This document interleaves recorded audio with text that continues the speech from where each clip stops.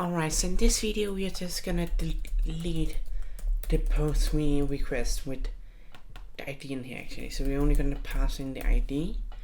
And what we can do now is we can basically go in and say destroy. And then we can go in and say ID.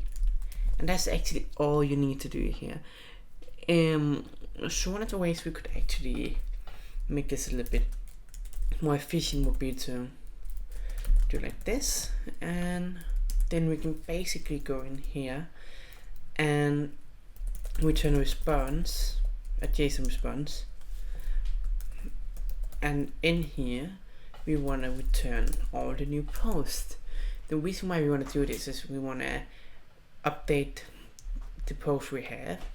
So what we will do here is we basically want to go in and we want to return all of these posts here. So if we go in and copy and paste this like here,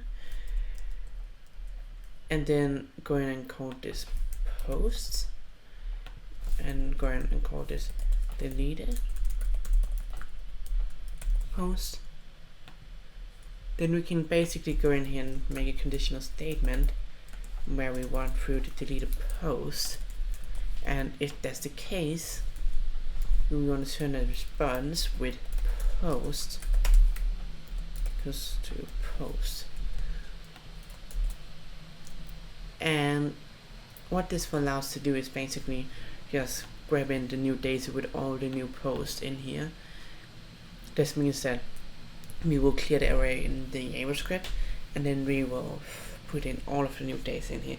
So if someone in that time you deleted a post created a new post while you didn't refresh the page, it will also update all of these posts here. So that means it will actually put in all the posts that's been happening since you entered the page.